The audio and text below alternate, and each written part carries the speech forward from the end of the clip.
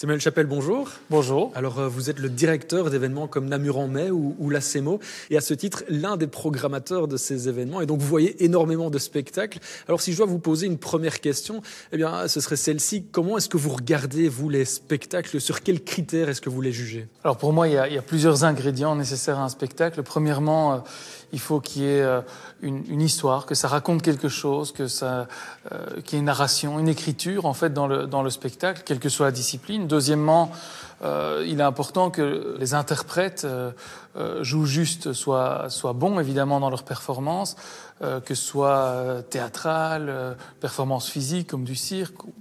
Et troisièmement, et peut-être c'est là l'aspect le plus important, il faut qu'il y ait une alchimie, il faut qu'il y ait une émotion, il faut que ça déclenche, en fait, auprès du public, auprès du spectateur, une émotion particulière.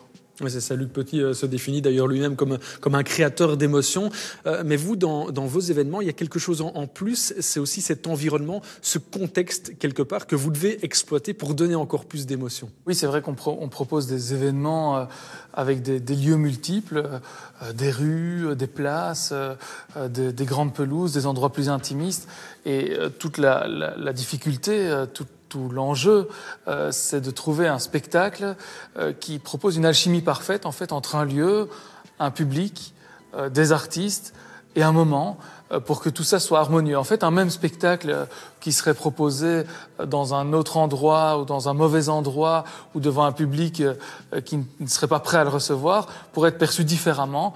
C'est fort lié au contexte. Donc, on veut proposer une expérience globale au public, que les événements soient aussi plus que la somme de chacun des spectacles, pour que le public puisse vivre une émotion forte devant le spectacle, mais aussi entre les spectacles, d'un spectacle à l'autre, et dans leur continuité, dans l'histoire de leur journée chez nous. Ça veut dire du coup que nous, en tant que public, est-ce qu'on doit se mettre dans des conditions précises pour regarder les spectacles, pour aller aux événements, ou justement je dois m'attendre à rien? C'est quoi un bon public finalement? Dans quel mood est-ce que ça doit être? Alors, il n'y a pas de grande qualité pour être un bon public. Chacun est un bon public. Peut-être simplement l'envie de découvrir, l'ouverture, l'envie de se laisser toucher, avoir ses chakras ouverts.